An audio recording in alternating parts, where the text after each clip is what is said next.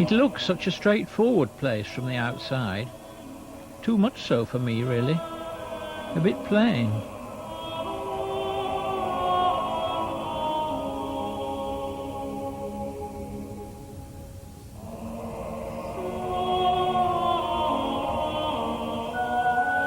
And it seems that way inside too, to begin with. You walk through the nave, which is quite short, because when it was built there were few people who used it, only visitors and onlookers. The real business of the Abbey, the worship and glorification of God, done elsewhere, through these gates.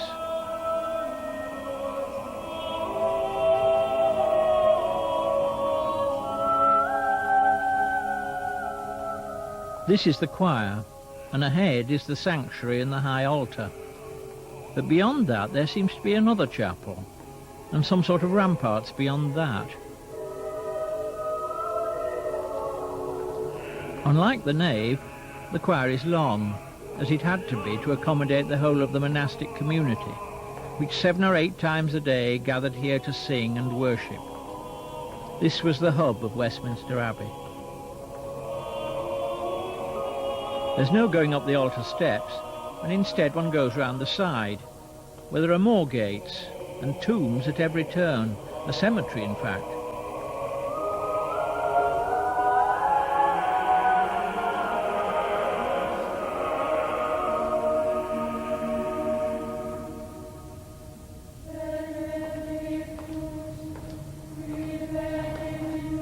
Though it's also not unlike walking round the outside deck of a liner. The high altar, the sanctuary and the shrine, like the bridge and the engine room, somewhere in the middle, until you come up these unexpected steps and past yet more elaborate gates into the prow of the Abbey and its tremendous surprise, the Lady Chapel, the chapel of Henry VII.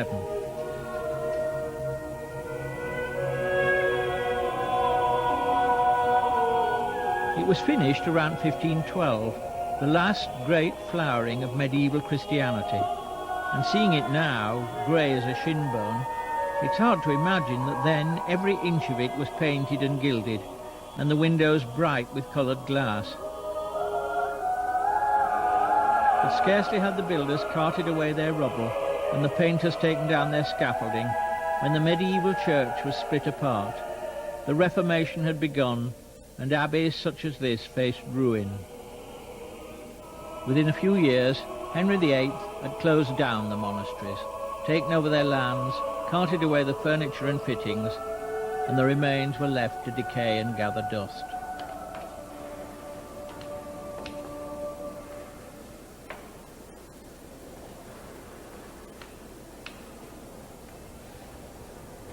Today, we think the destruction at the Reformation was shocking, criminal.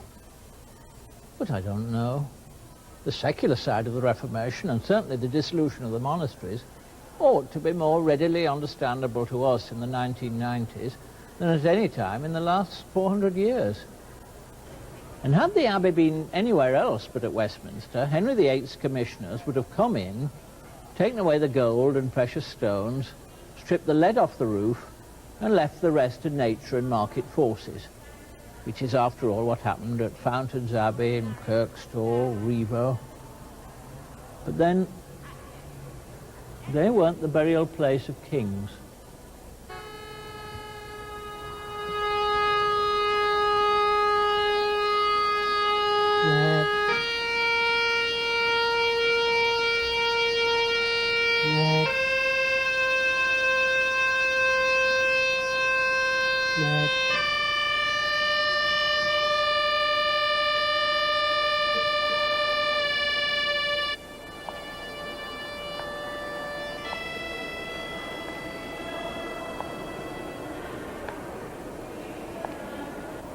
Queen Victoria sat in the chair twice.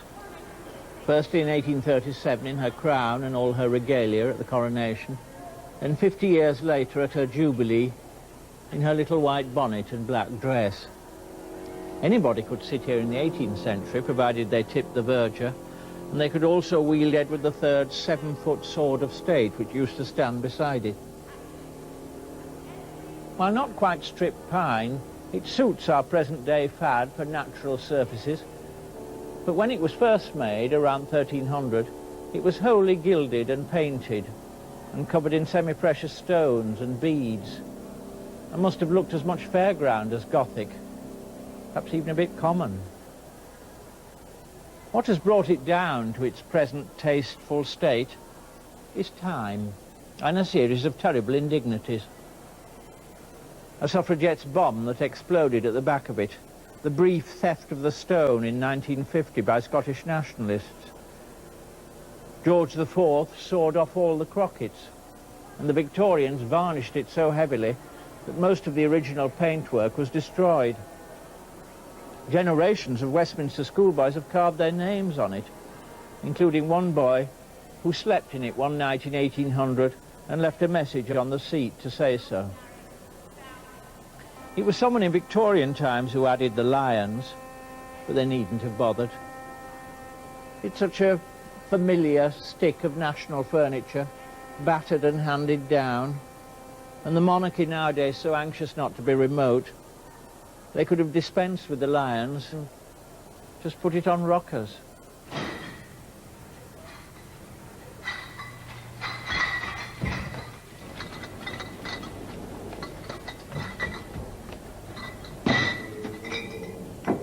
Once upon a time, the monks would rise at 3 to say prime, the first office of the day. Devotions nowadays begin at 7, with half an hour's silent prayer in St. Faith's Chapel, followed by the saying of matins.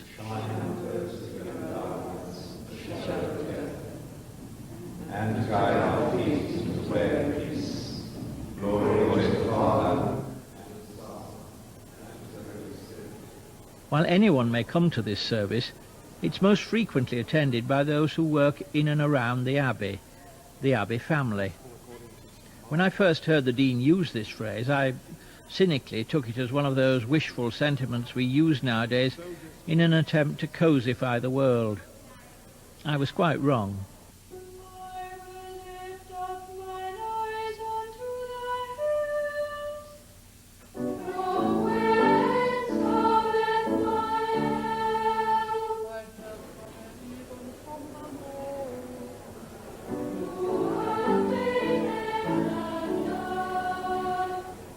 Let's look at that first verse. I will lift up mine eyes unto the hills. From whence cometh my help? Now, what does that second line really mean? Any ideas? I don't know. At the boy's age, I probably thought that the hills were where to look for the arrival of the US cavalry.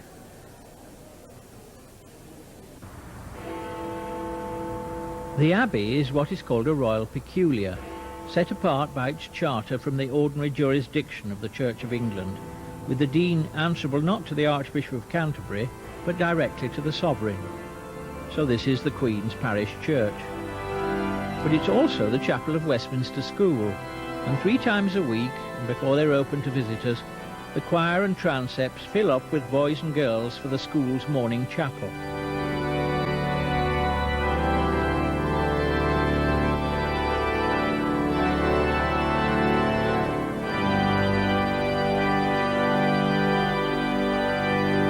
We begin this act of worship with hymn number 372. Boring hymns. Except if they're lucky, they'll remember them all their lives.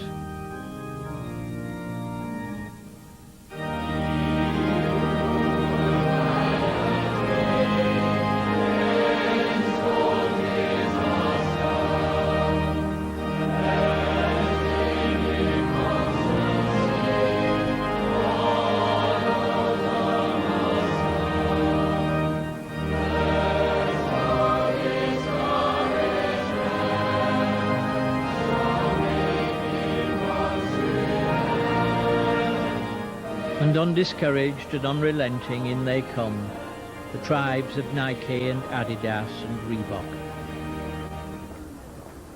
And Jesus looked round about, and saith unto his disciples, How hardly shall they that have riches enter into the kingdom of God? And the disciples were astonished at his words. But Jesus answereth again, and saith unto them, Children, how hard is it for them that trust in riches to enter into the kingdom of God.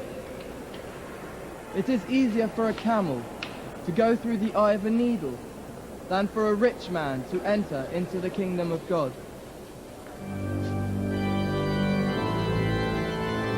When they're old, will they remember these mornings in the Abbey, scanning the stalls for a particular face? Will hymns bring it back, or the smell of cold stone and the voluntary?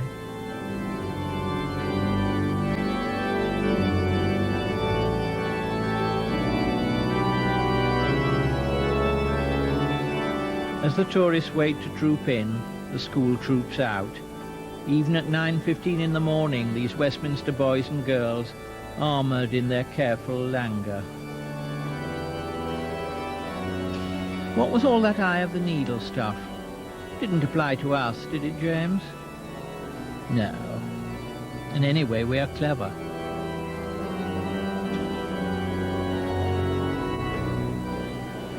Selfishly speaking, wrote Henry James, there are too many people in Westminster Abbey. You feel yourself at times in danger of thinking meanly of the human personality. Numerosity, as it were, swallows up quality, and the perpetual sense of other elbows and knees begets a yearning for the desert. And that was in 1870. Well, as I say, Westminster Abbey is a royal peculiar church, and it is run by the Dean and Chapter. And it's the Dean now, who is our present Dean, is the Reverend Michael Main. He's a very sort of important Dean because he's answerable to one person, and that's the visitor of the Queen. But this being a special and a royal peculiar church, it's entirely self-funding. We rely very much, of course, on yourselves coming here because it costs around about £4 million to run Westminster Abbey per year. We don't receive any state aid or any aid from the church. One needs to remember that, like Venice, the Abbey has always been a venue for tourists. In its earliest days, pilgrims would come to look at the confessor's shrine and view the relics. And pilgrims are, after all, simply tourists on their knees. We've run out of space, literally. There are 3,000 people buried in this church. There are 400 monuments in here as well. There has actually been a church on this site since the 7th century. Those rows there, that's it, yep. And what I said, like a shoal of fish. And, they don't bury people here in Westminster Abbey anymore. All they do now is inter ashes here, and the ashes are Laurence Olivier's. I think about the last ashes to be interred in Westminster Abbey. Are we all met? Just about. I brought you into the nave of a church whose history goes back probably to the early part of the 7th century, the early 600s. The first church of any real importance here was under a king of England when we used to have 7 kings and 7 kingdoms, King Offa, who actually endowed a church here in 785. But the first truly important church was after the last Anglo-Saxon king. As a royal burial place, Westminster is unique. The only comparable spot, the Abbey of Saint-Denis in Paris, where the French kings are buried. The French Revolution put paid to that. 50 royal tombs broken up in as many hours. 2 days to destroy the work of 12 centuries. Nothing comparable happened here. And when Henry VIII's commissioners went into the monasteries and stripped them of their assets, Westminster largely survived. Preserved because so many royal dead lie round.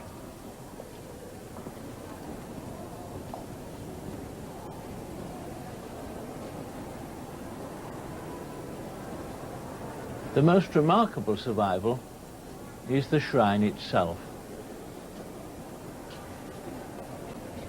And in it, just about here, the body of Edward the Confessor, saint, founder of the Abbey, the last of the Saxon kings who died in 1066.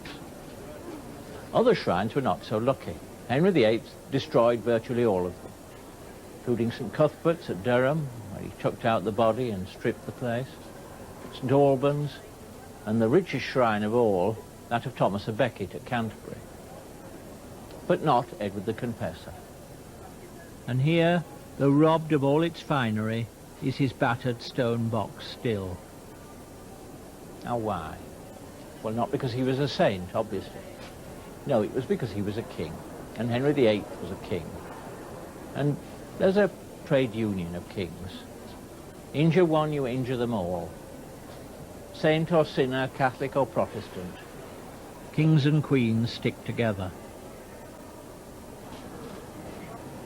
And right until the end of the 18th century, a strange, almost unbelievable fact. The area round the shrine was swept daily, and the sweeping sent off, with whatever sacred dust they contained, to Catholic Spain and Portugal.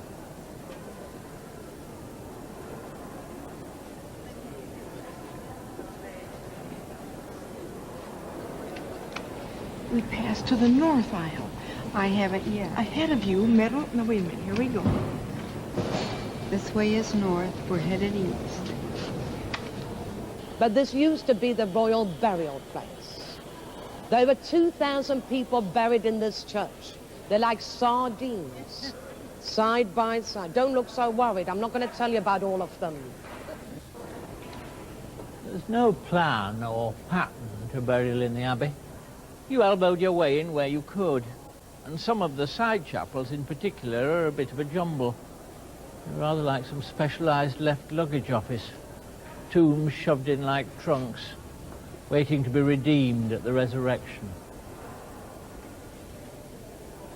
And space was always limited, and even when you bagged a place, you weren't sure of hanging on to it. In this tomb are some of the children of Henry III and Edward I. They were nicely tucked up in a spot in the shrine, and then found themselves booted out and put down here because Richard II fancied the same spot for the tomb of his wife. Sorry, change of plan. Hope you don't mind, I'm putting you in the spare room. Good morning. Thank you. I don't like churches charging or even shaming visitors into making supposedly voluntary offerings. But at least at Westminster it has the sanction of history. The monks were charging pilgrims to see the shrine and the tombs in the 15th century. And besides, the Church of England gives the Abbey no income. £1 change, and take a leaflet from over there. Italian? Español. Español? Thank you. More famous for founding the Metropolitan Police Force. At that time they were nicknamed the Peelers, after his surname, and today we sometimes refer to police as bobbies. That is why. It's from his name, Robert. The next chap along, looking very austere and solemn, is William Ewart Gladstone. He was Prime Minister 4 times in the last century. He wasn't very good at dealing with the ladies, Gladstone. Well, some of us have that problem, don't we? But Gladstone, when he went to see the Queen, if she invited him to sit down, he couldn't. He was so nervous. And I'll just break off because every hour on the hour we stop and we say a prayer to remind us this is a house of God. It's not simply a museum. And that's going to happen now. All our visitors to join with us in 1 minute of stillness, silence and prayer. Une minute de silence et de recueillement, s'il vous plaît. Bitte eine Minute Stille und Gebet. I ask you, therefore, to be still, sitting or standing as you prefer, while we remember God, to whose glory this great church was built. And let us remember also those less fortunate than ourselves. The English have always been cliquey. It's part of their charm, or their lack of it. And the burial and memorial customs of the Abbey contrive to make them as cliquey in death as they are in life. The most obvious clique being the writers and poets gathered here in Poets' Corner. But all over the Abbey are similar groupings, little knots of the like-minded. Architects in one corner, scientists in another, engineers, musicians. Even Sir John Franklin, the polar explorer, has found someone similar to keep him warm. It's the English liking for clubs. And of course it means that when the last trump sounds and the dead begin to clamber out of their graves, There won't be any awkward standing about like there is at the start of a party. Everybody will have somebody to talk to. Henry III can enjoy a joke with Charles II. Darwin can bring Newton up to date on the latest developments. It'll all be very relaxed. Of course, a lot of them will be talking shop, but that's the English idea of heaven anyway. Pero luego verán, hay otros monumentos importantes. Ven encima de Shakespeare los medallones dedicados a Keats y a Shelley. Iba dedicada a las hermanas. Together with the coronation chair and the tomb of the unknown warrior, Poets' Corner is the most famous feature of the Abbey. And once upon a time, it would be the first glimpse you would get of the interior. But in the 19th century, visitors came in by this door. And it was the door which, in 1820, the wretched and rejected, drunken and unwashed Queen Caroline was refused admission to the coronation of her husband, George IV. The first poet to be buried here was honoured not because he was a poet, but because he was a civil servant. This was Chaucer, who had been in the household of John of Gaunt and Richard II.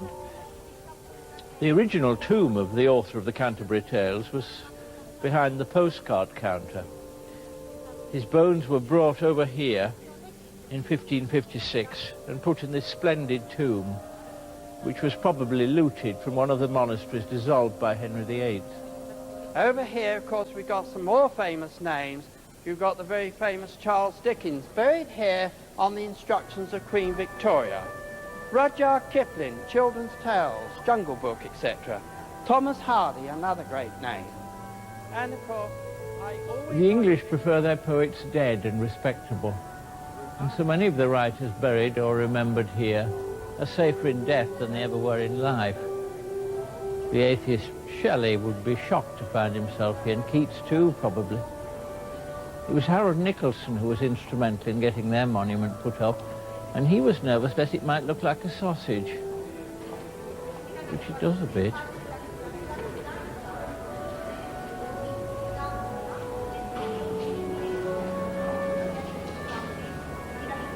Auden, like Shelley, might find himself a bit uneasy about being here. He left England because it was too cosy, went to live in America, and now here he is, commemorated in the Abbey's cosiest corner. And this is Wordsworth, who's actually buried in Grasmere. He's rather less lonely as a cloud in Poets' Corner, and in some rather odd company. Joshua Ward, who invented Fry's balsam, the botanist Stephen Hales, who also dreamed up the ventilator. Oh, and he's lost his pen. There are few furtive monuments in the Abbey.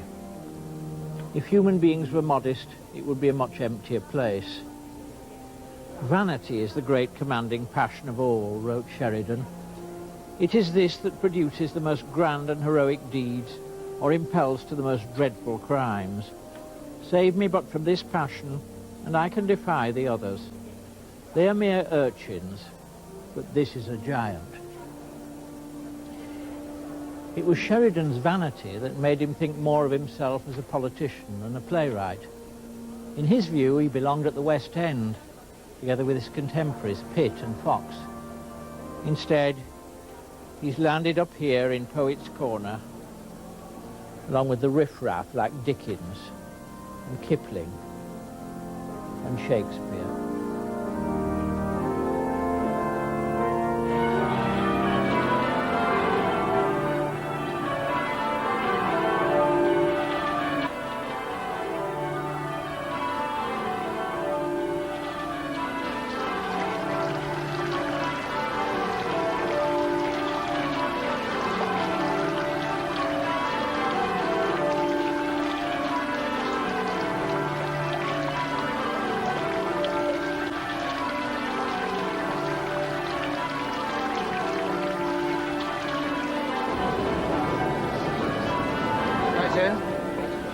Ready, troops? March. And so we are known as a royal peculiar.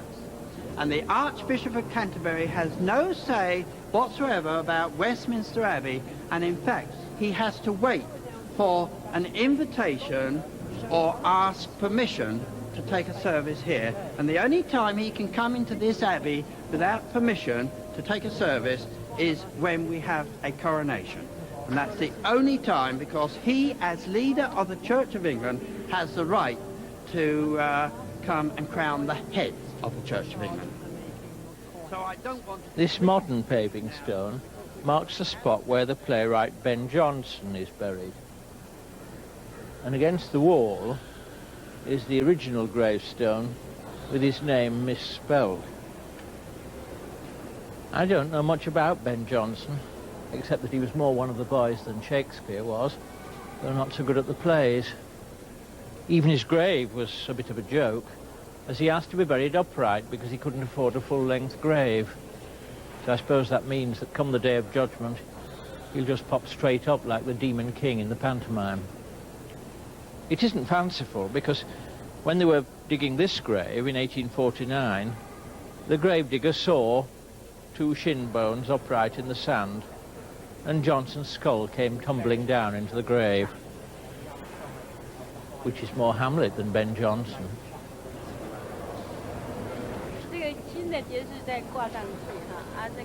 This is known as Our Lady Chapel. It's dedicated to Henry VII, who caused it to be built. The Queen has a stall in that left-hand corner, and again she shares that with the Dean, but of course only one at a time. The Seventh Chapel, of course, the architecture is very different to what you saw whilst you were in the nave of the church. If you look up, you'll see the architecture drastically changes to the perpendicular, straight the way up to this magnificent fan vaulting of the scene. English perpendicular. Inglaterra en son çıkan kompleks çok daha titiz bir gotik usulü. Deben notar el techo. Este tipo de techo solamente se ve en Inglaterra. ¿Recuerdan cuando en Cambridge he mencionado el estilo inglés perpendicular? Now, the flags here belong to the Knights of the Order of the Bath, an honour given to military people and civil servants who have done deeds for their country. Yes, but for all the stalls and banners and helmets, it's just a lot of middle-aged men who've done well behind a desk. But then, most things are nowadays. And no ladies, of course. The story behind it is that the soldiers, before they went into battle, had a bath first, before they were given this very high accolade or decoration.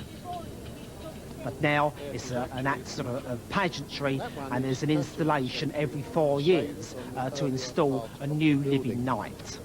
You only have to think about the knights of old in battle, cased in armour from the top of their head to the bottom of their feet, galloping towards you with a nasty looking object in their hand. Heraldry was the one chance you had to extend your life if you were quick and accurate. There. If you get it wrong Each today, stall in this chapel, there is a stall here for a living knight, and above the actual stall hangs the banner, which is for the individual living knight.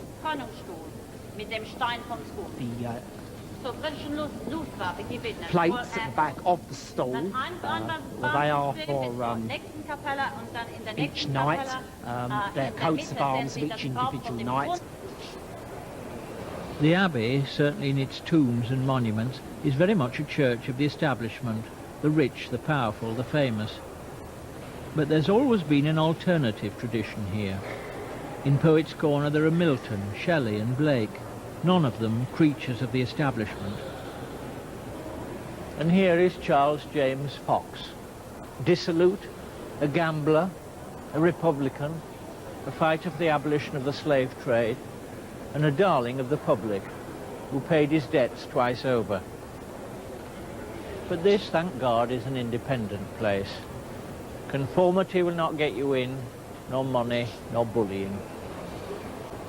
It is indeed a peculiar. So on this September morning, we come to what is the most famous tomb of all.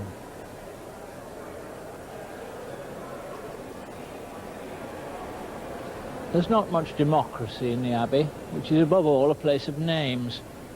Most of them the names of the great and the powerful.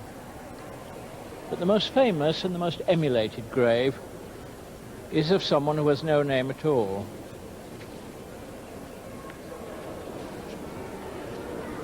The notion of the tomb of an unknown warrior was that of David Railton, an army chaplain in the First War, and it was taken up enthusiastically by the then Dean of Westminster, Dean Ryle, though there were some misgivings in high places.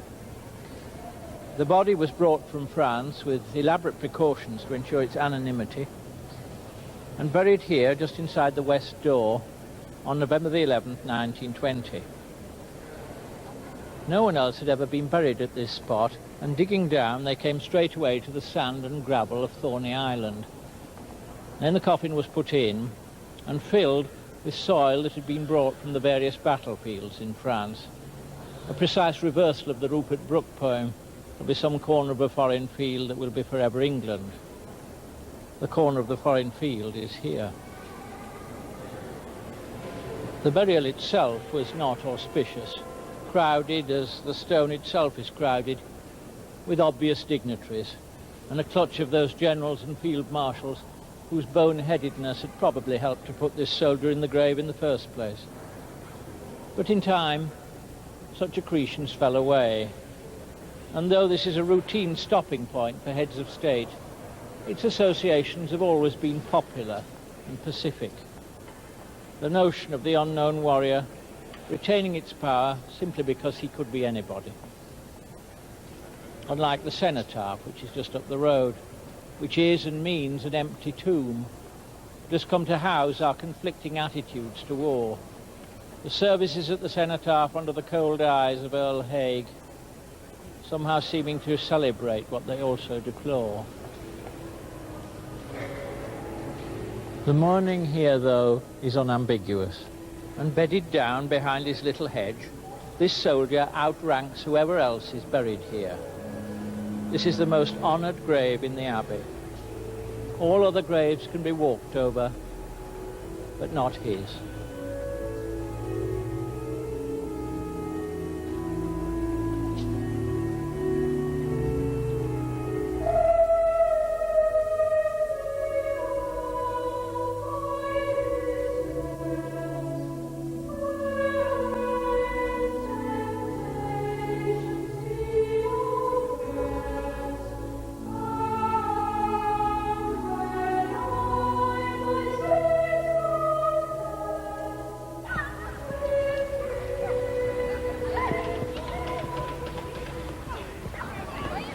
The concerns that govern human behaviour in life do not grow less petty or more noble in death.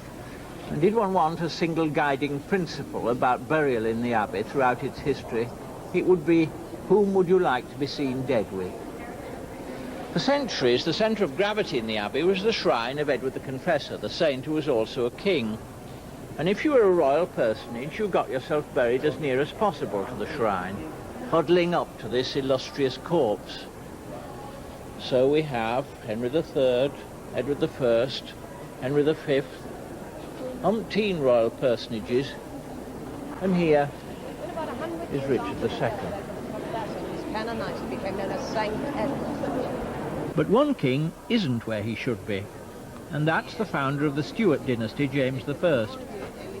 This is the Lady Chapel, and he ought to be here, beside the body of his wife, Anne of Denmark, whose tombstone is somewhere under the organ. She was 6'7" and he was somewhat shorter, so they must have made rather an odd couple. When the Dean Stanley, broke into the vault, he found the huge coffin of Anne of Denmark, but no sign of James I. He then embarked on a search through the vaults under the floor of the chapel, and in the process made some touching and quite macabre discoveries. The search took him first down into the Stuart family vault, which is below this side chapel. Here, not unexpectedly, were the coffins of Mary Queen of Scots, Charles II, William and Mary, and Queen Anne, but no James I. What he didn't expect was at the foot of the steps leading down into the vault, which are here, was a great tumbled heap of much smaller coffins, some of them no larger than a cigar box. These were the 10 babies of Charles II and his brother James, and the 18 babies, many of them stillborn, of Queen Anne. Some of them anonymous, even unchristened. Only one had survived into proper childhood, and this was William, Duke of Gloucester, who died aged 11 in 1700 of a fever occasioned by excessive dancing on his birthday. It was the practice then to wrap bodies in lead before putting them in the coffin, and since many of the coffins had perished or fallen away, this pathetic heap of infants, which represented the wreck of the Stuart dynasty, must just have looked like a little pile of grey jelly babies. Not all royal infants went to the grave so unlamented. This is the tomb of Princess Sophie, the daughter of James I. A rather elderly baby. She died only 3 days old. This is her sister, Princess Mary, who died the following year, aged 2. She just learnt to talk. As she was dying, she said, I go, at last I go. And still in Children's Corner, in this urn are some bones found in the Tower of London in 1674, and buried here by Charles II, thinking, or hoping perhaps, that they were the bones of the princes in the Tower, perhaps murdered by Richard III. The urn was designed by Christopher Wren. Having searched everywhere else for James I, Dean Stanley was left with only one possibility. The Lady Chapel was built to house the tomb of Henry VII and his Queen, and to glorify the Tudor dynasty of which he was the founder. And Dean Stanley obviously thought that James I would not want or dare to disturb the body of Henry VII. And so the vault beneath this tomb was the last place he thought to look. But there, of course, was the body of James I, snuggling up to Henry VII. And Henry VII and his Queen had had to budge up to make room for the intruder. Except that James I did not think he was an intruder. He was the founder of the Stuart dynasty, so in his view he belonged next to the founder of the Tudors. It's the best example in the Abbey of the absurd lengths to which whom would you like to be seen dead with can lead. And here is Dean Stanley, who, aside from finding James I, did so much to establish the Abbey as the pantheon of the kingdom, opening its doors, and indeed its floors, to the nation's most illustrious corpses. His grave occupies a prime site, adjacent to the King's and Queen's, but then, if you're Dean of Westminster, I suppose one of the perks of the job is a well-situated grave. It's the sepulchral equivalent of what we in the theatre would call house seats.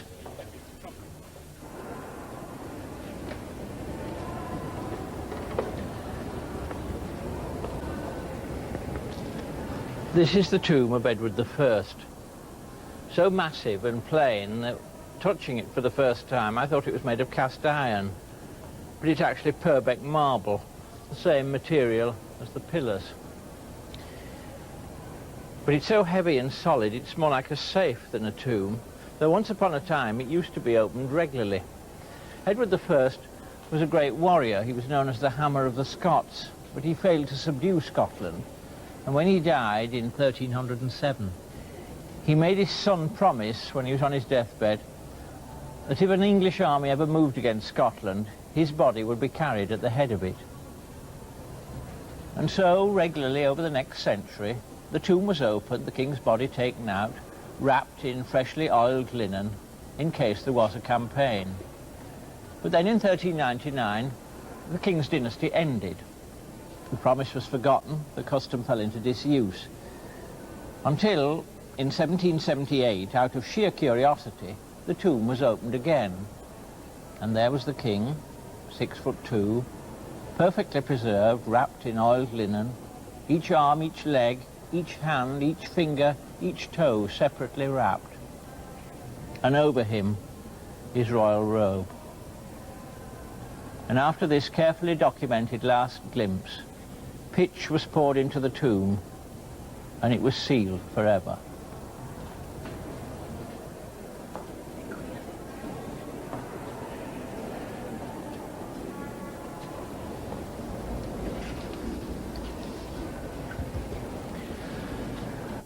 She is not dead, but sleepeth, we say.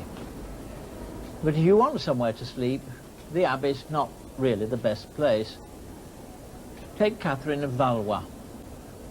She was the wife of Henry V, Shakespeare's little Kate.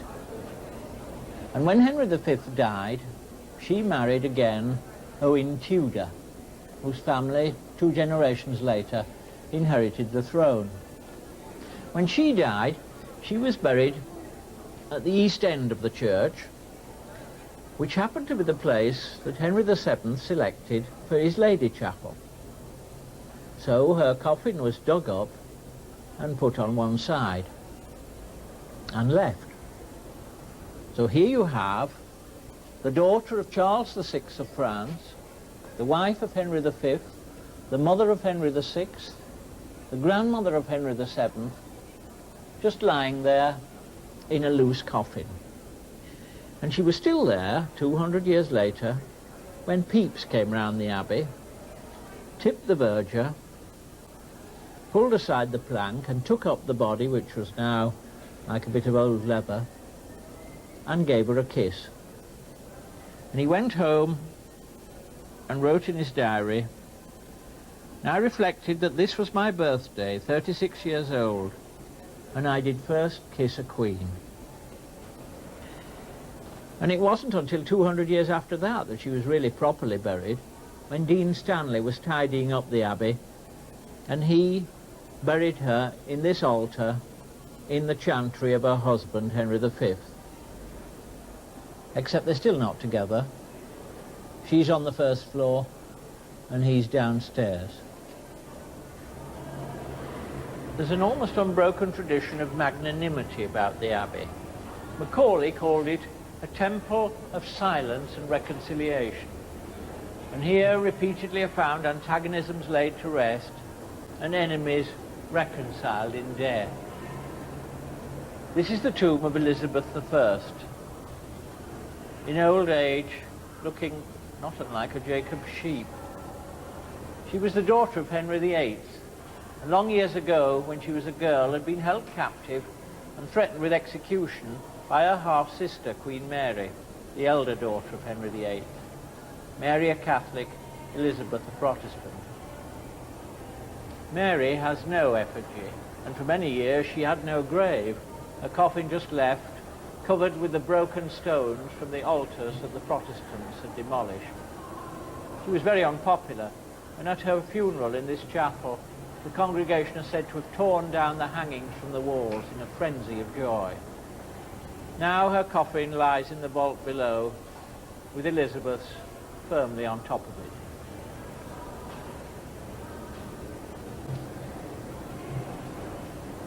The inscription on the tomb reads, "Partners both in throne and grave, here rest we, 2 sisters, Elizabeth and Mary, in the hope of one resurrection."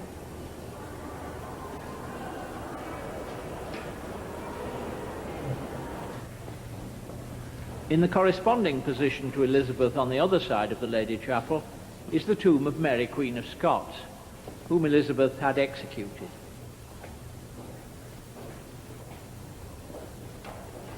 Mary, Queen of Scots, was the mother of James I, and when he came to the throne, he had her body brought here and erected this splendid tomb, making sure she was as honoured in the grave as was her executioner.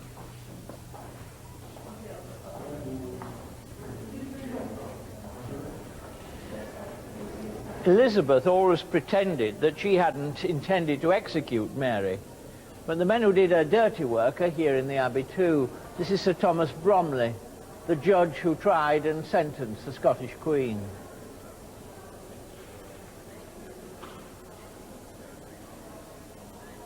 Someone else implicated was Sir John Puckering, But he was able to blame his secretary, who, having no powerful friends, was the one who went to prison. Shoddy behaviour by the establishment all round. So what's new?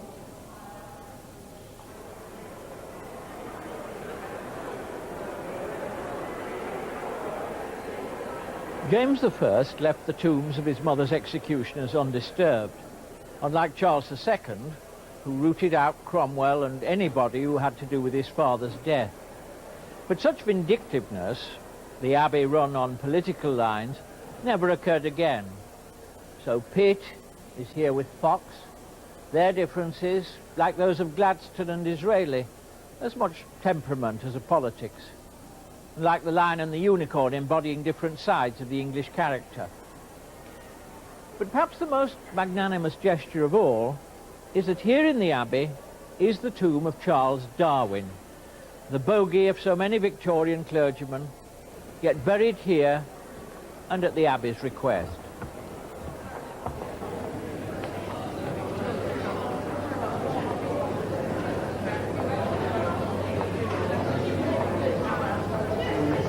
Richard II is everywhere in the Abbey, though visitors will often pass by his picture, the earliest contemporary portrait of an English monarch, which hangs just inside the west door.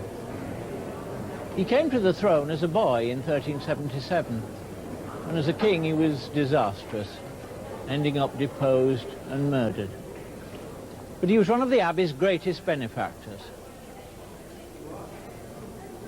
And here above the south transept is his badge of the White Hart.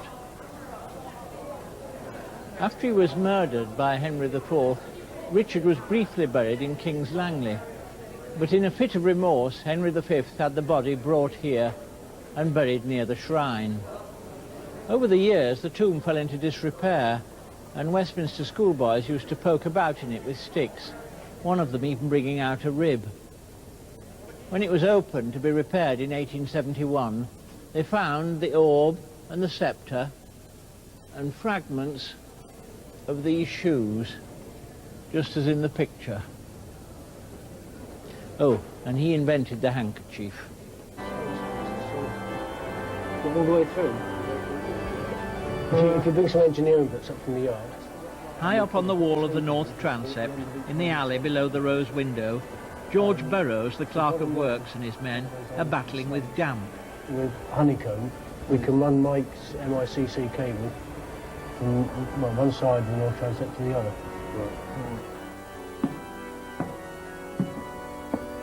Private this staircase is, but say the word television and all doors are open to you.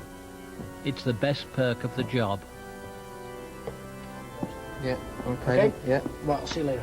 Right, just chuck this one back. Do you want to... You got it, George? God, loads of bloody time.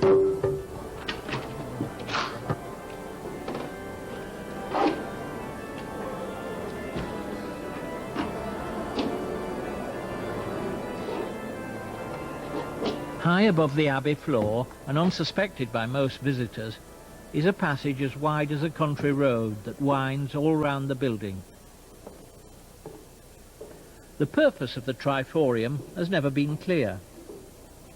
One obvious suggestion is that since the Abbey was always a stage for coronations and other royal ceremonies, so the triforium was a kind of upper circle for spectators.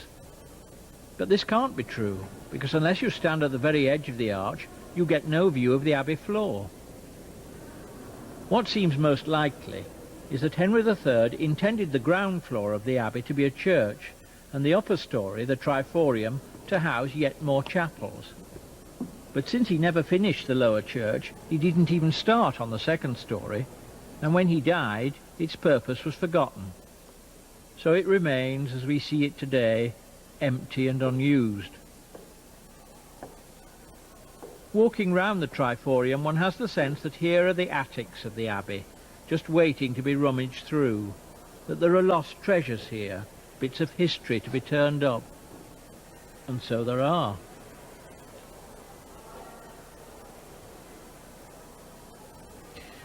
Down in the nave there's a monument to a Major Andre, an English officer in the American War of Independence, who was sent on a secret mission behind enemy lines and was captured by the colonists and reluctantly executed.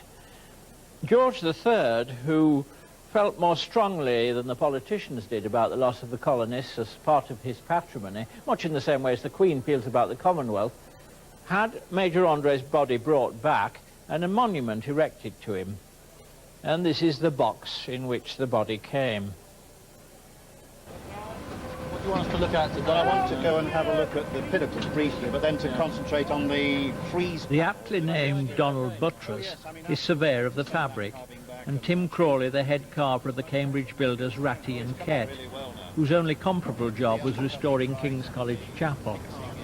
So much of the Abbey has been restored over the years that little of the original outer stonework remains. So while not a fake, it's now a facsimile, a reproduction of itself. Are you happy with the weight of the foliage carving? I think so, yes, because from down below it will appear a lot more undercut. There's a lot of shadow, and I think we've now got these cusps and so on much better. The cusping and the crockets are about working right. off that leaf made a big difference. Yes, oh, absolutely, yes. It's very satisfying. It's been worth all the trouble because we didn't quite get it right, did we? And that's exactly what we need, that through view through there. Oh, that decorative treatment of the mains. Yes, really and this again, as well. the individual character of each carver comes out, doesn't it? The 6 or 7 of them, they all do it in a slightly different way, which is absolutely in the medieval tradition. We don't want uniformity under any circumstances. In the nave, they're rehearsing for Sunday's Battle of Britain service. Went up with him to help him to meet vengeance on the sons of Israel. When he approached the ascent of Beth Horon, Judas went out to meet him with a small company. But when they saw the army coming to meet them, they said to Judas, "How can we, few as we are, fight against so strong and great a multitude?" If you want to, can be a bit more of a storyteller. Oh, right. It's a little bit flat on the page at the moment. In the pulpit from which Cranmer preached at the coronation of Edward VI, a young man who might prefer to be gunning his tornado low over our peaceful countryside.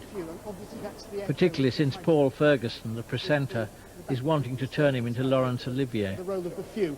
So the more you can make of that, the better. Could we go back to... Oh, no. And again, a strong army of ungodly men. That's the last sentence on page 7. And again, a strong army of ungodly men went up with him to help him, to take vengeance on the sons of Israel. I used to hate taking up the collection. Where did you look when you were walking back was always the problem.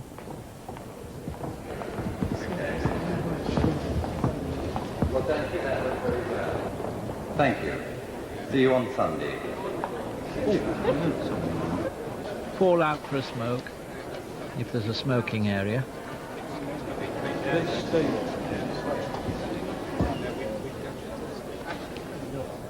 James I was one of the earliest opponents of smoking, and indeed wrote a tract against it.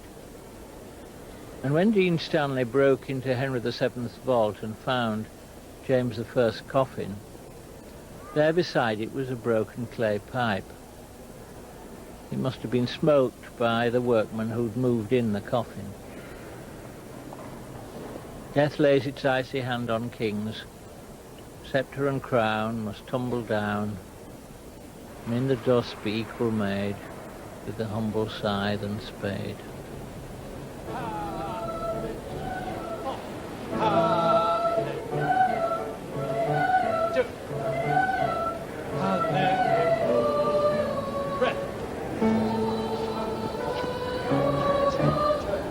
Handel wanted to be buried in the Abbey, and indeed left money for his monument, which is one of the last works of the sculptor Roubiliac. He took immense trouble with the likeness, modelling the face from Handel's death mask, but the ear, which might be thought to be Handel's vital organ, was actually modelled on a friend of the sculptor's, a Miss Rich. The first Handel festival was held in the Abbey in 1784, and thereafter the Abbey was regularly converted into a concert hall for the purpose, until 1834, when the Duke of Newcastle complained that the low price of the tickets was attracting the wrong sort of concert goer, mill workers and the like. My group, this way, please. People, people, people. But that's nothing new, and it's better than it was. There were mobs in the 18th century and regular riots, particularly at fashionable funerals, which in those days took place at night. So many people were expected at Dickens' funeral that he had to be buried virtually in secret. The grave dug in the evening hastily when the last visitor had left, the service first thing next morning before visitors started to arrive. Afterwards, the crowds came in their thousands, including Tennyson, who was something of a star attraction himself. And when people began to stand on chairs and on the tombs to get a glimpse of him,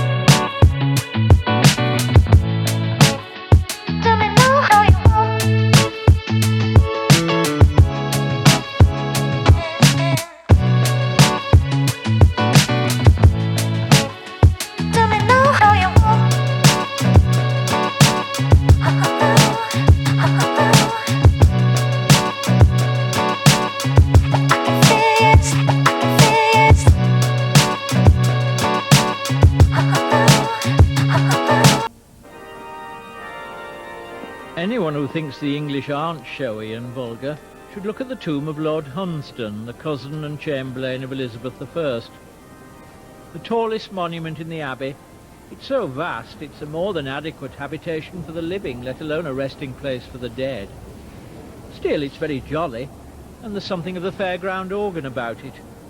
You half expect a figure to pop out and blow a trumpet, or tell you the weather. OK, on your feet, let's go. Unless they're royal or noble, women have a much harder time getting into the Abbey than men, except, of course, as wives.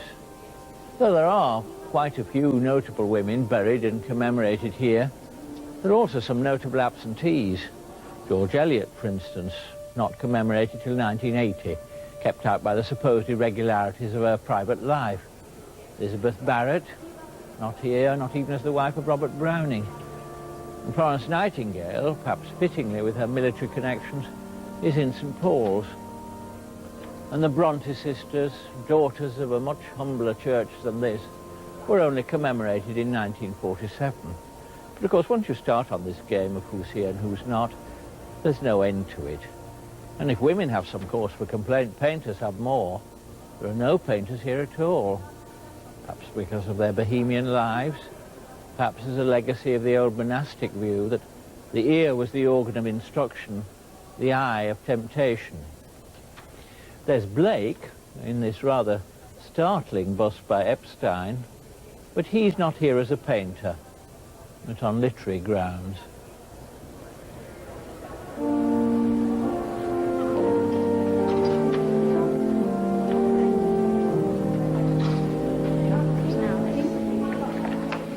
Evensong is the main service of the Abbey Day at Westminster, and half the afternoon is spent preparing for it. Some boys solemn, some carefree, some with hair that won't lie down. Invisible to the eyes of grown-ups, there will be a small society here, with its heroes and villains, and all the fearful hierarchy of boyhood. Good afternoon, boys. Martin Neary is the organist and master of the choristers. May we look first at the Howells Westminster service, which is the setting for this evening. I'm going to ask a junior boy to clap me the rhythm on the first line into the second line. I'll play the piano part to start with, and then who's going to offer to do it? Yeah, sure. Okay, no problem.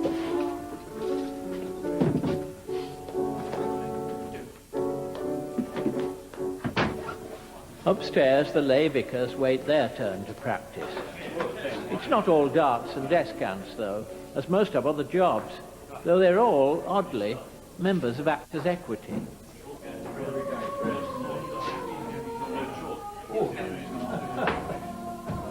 If you're having practice shots. Well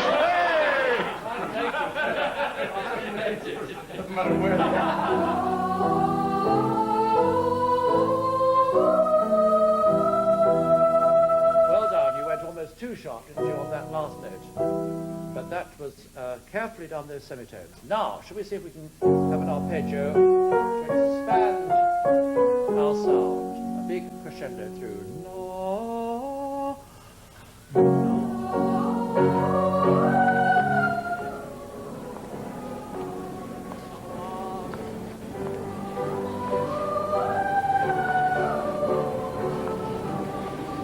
The pillars here are so ridged and grooved, it's as if history itself had creaked its glacial way down the nave, though the scars were actually made by scaffolding from centuries of coronations.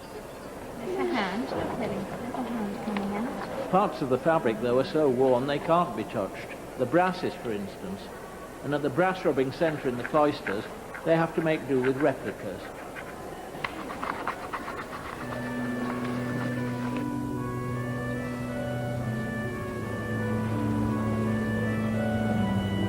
The Abbey's greatest and most mysterious treasure is so fragile and precious it must always be kept covered up. But today it's briefly on view. This is the 13th century Cosmati pavement, laid down before the high altar when the Abbey was built, and on the central boss of which the chair of state stands at the coronation.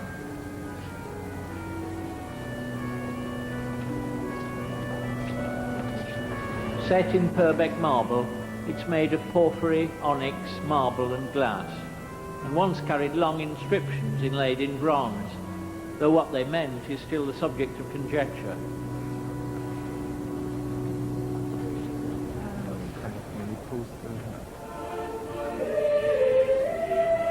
At the heart of the Abbey, it is a profound mystery.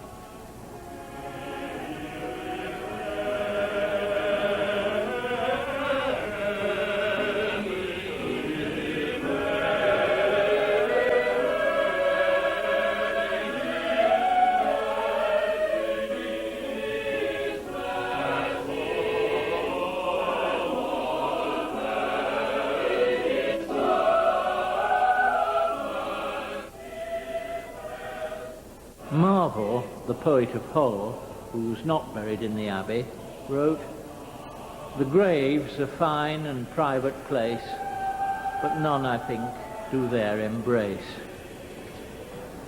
But it's not entirely true, as Dean Stanley, in the 19th century, poignantly found. In the vault beneath this stone lies George II, the last Hanoverian king to be buried in the Abbey. The others are at Windsor. His wife, Caroline of Anspach, died over 20 years before, and although the king had been consistently unfaithful to her, she'd been his closest friend and companion, so that when he died, he left instructions they should lie side by side. Hunting through the vaults for the body of James I, Dean Stanley broke into George II's vault, and there were the coffins of the King and the Queen, side by side, and a board had been withdrawn from each of the coffins, so that their dust did indeed mingle. And the two boards were still leant against the wall of the vault, where they'd been left more than a century before.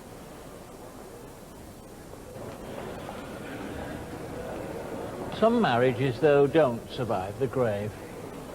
Thomas Cecil ordered a triple tomb for himself and his two wives, and this is wife number 1.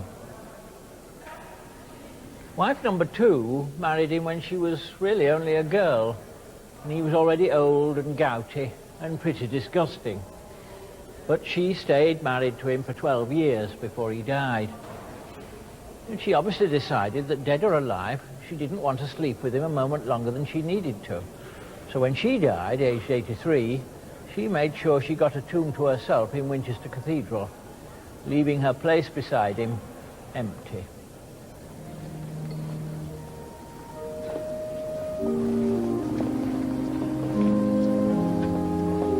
Evensong in the offing now, so the last visitors troop out, back to their buses, their hotels in Bayswater, and a chance to put their feet up before they go off to Cats or the Phantom. Not quite as long running as Westminster Abbey, but still all part of the heritage.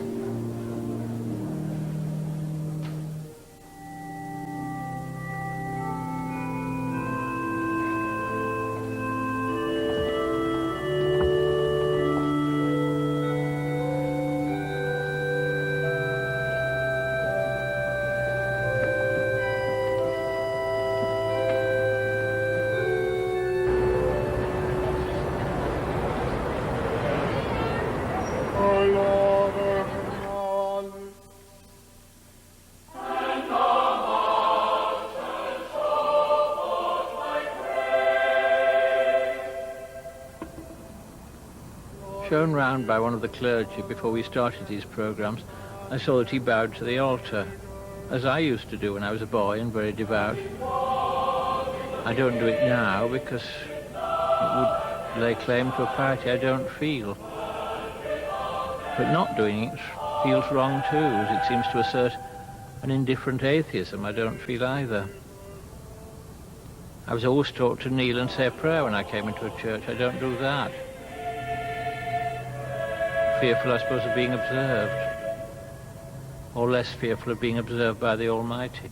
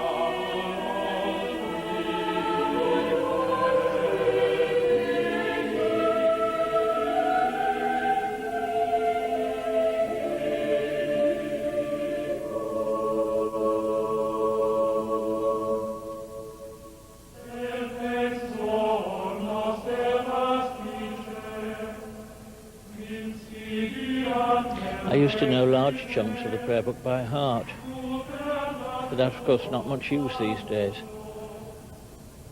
To go into a church knowing the Book of Common Prayer is about as useful as going into a disco knowing how to dance the bolita. This great building is a monument to tolerance and magnanimity, and I value that more than a text. Even a text as imbued with history as the comfortable words of the prayer book. Cranmer, who preached from that pulpit, was one of the architects of the prayer book and was burnt at the stake. But he didn't die for English prose.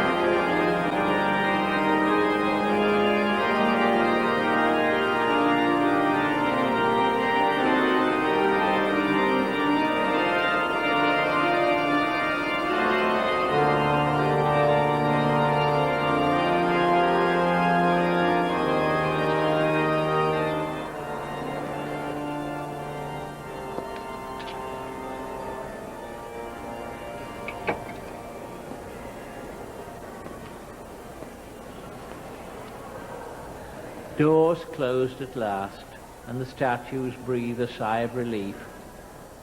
If I'd known it was going to be as busy as this, I'd never have been buried here in the first place.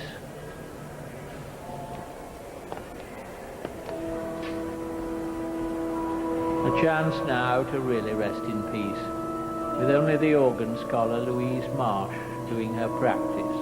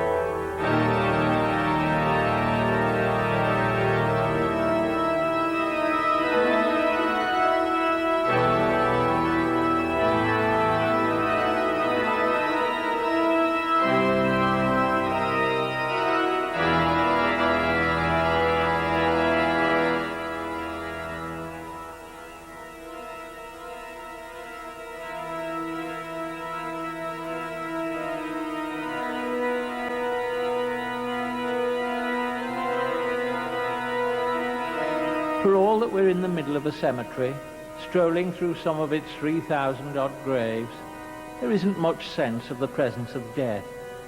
And not even at night is it in the least bit eerie.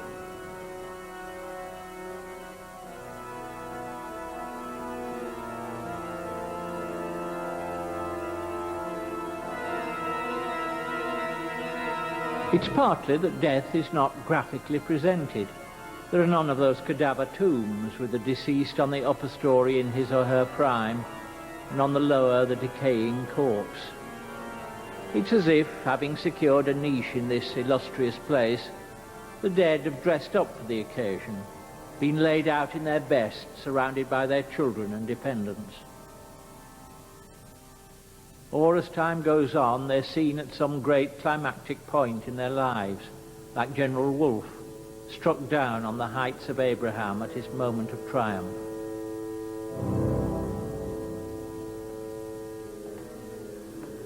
There's really only one monument where death comes into its own, and it's the last work of the sculptor Roubiliac. Lady Elizabeth Nightingale died in premature childbirth, brought on by a thunderstorm, and death is represented as bursting through the iron doors of life to hurl his dart at her. And so hastily has he seized it up that he holds it by the feathers. It's a curious monument because the nightingales have fallen into rather stagey postures, and it's death who's full of life and vitality. The story's told that a thief broke into the Abbey one night and caught sight of death in the moonlight and fled, leaving his crowbar behind him. And they still kept the crowbar till the end of the 19th century. But to be fair, it's the kind of story that's often told to authenticate the power of the illusion of art.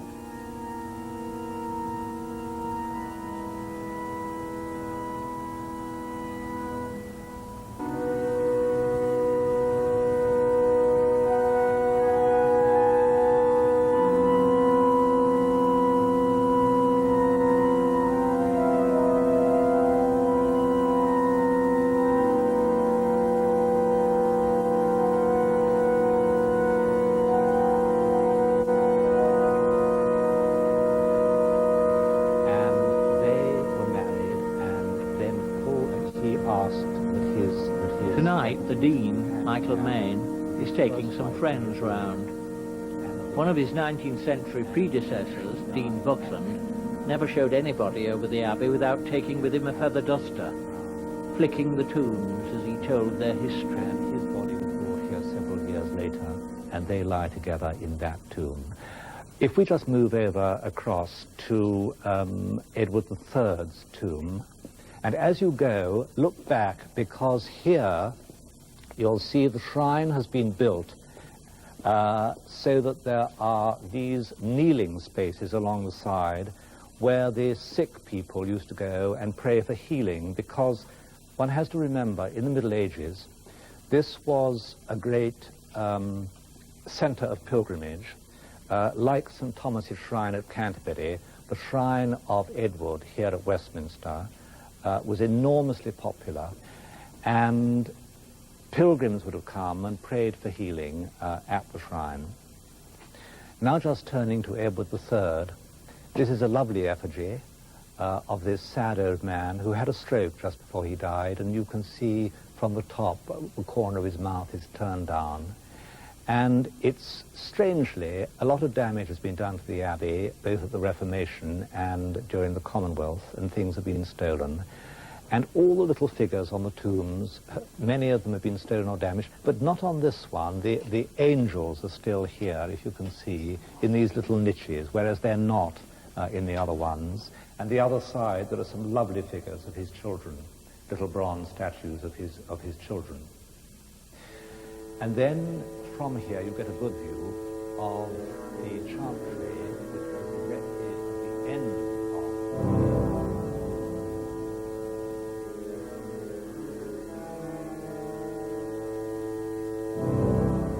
of with huge wax tapers burning round the tombs and full of the murmur of masses for the dead, the medieval abbey at night must have been extraordinary. Here, the south transept, what's now Poets' Corner, would be thronged with monks hurrying through to their devotions in the choir. Before the dissolution, some of them, like present-day musicians, were putting in depths to say the service for them. But for all that, it must have remained a vast powerhouse of light and prayer and praise, like a great ship of faith voyaging through the night.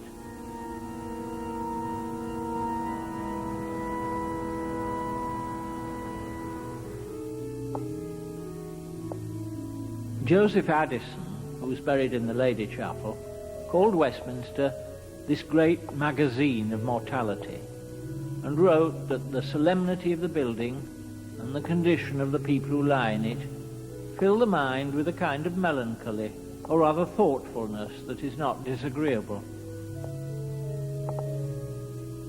When I see kings, wrote Addison, lying by those who deposed them, rival wits placed side by side, or the holy men that divided the world with their contests and disputes, I reflect with sorrow and astonishment on the little competitions, factions, and debates of mankind. And when I read the several dates of the tombs, of some that died yesterday and some 600 years ago, I consider that great day when we shall all of us be contemporaries and make our appearance together. So now, this is the Jerusalem chamber, which is quite a room. It was, in fact, built as part of the abbot's lodging, because when it was a monastery, the whole of the courtyard out here and the rooms around it and our present deanery were part of the abbot's house. And it was built in the 1380s. So it's a 14th century room with a 14th century ceiling. All sorts of extraordinary events have happened in here. The authorized version of the Bible, the King James Version, was translated in here, and every major translation since has been worked on in this room. The fireplace, which is interesting, was put up by Dean John Williams, who was Dean to Charles I, in order to celebrate the betrothal of King Charles and Henrietta Maria of France, which was agreed at a great banquet in this room. And there are little faces, caricature faces almost, of Henrietta Maria and King Charles across the front. But the most famous thing, I suppose, that happened in this room was that in 1413, King Henry IV suffered from leprosy and was in great pain and bent almost double, was determined to go to the Holy Land on pilgrimage. And he came to the Abbey and he prayed in that shrine that we've just been in of St. Edward. And when he was in the shrine, he was taken ill and he collapsed. And they thought he was dying. And they carried him down through the cloisters because the nave wasn't then complete. And they brought him into the abbot's withdrawing room, which was this room called Jerusalem. It had been predicted that he would die in Jerusalem. And he recovered consciousness, the story is, and asked where he was. And he was told he was in Jerusalem, because this has always been called Jerusalem Room. And Shakespeare actually sets a scene in Henry IV Part 2 in this room of the king's death. And by chance, I got a copy of Shakespeare's Henry IV, and I want to just read you those last lines from that particular scene. King Henry says, "Doth any name particular belong unto the lodging where I first did swoon?" And Warwick says, "'Tis called Jerusalem, my noble lord." The king, "Lord be to God, even there my life must end. It hath been prophesied to me many years, I should not die but in Jerusalem, which vainly I suppose the Holy Land. But bear me to that chamber, there I'll lie, in that Jerusalem shall Harry die."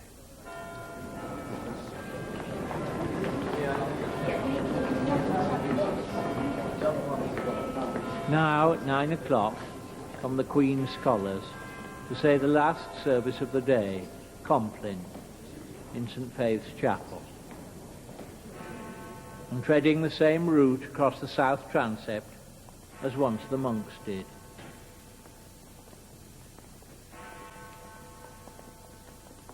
The Lord Almighty grant us a quiet night and a perfect end. Amen. Brethren, be sober, be vigilant, because your adversary the devil, as a roaring lion, walketh about, seeking whom he may devour. Whom resist, steadfast in the faith.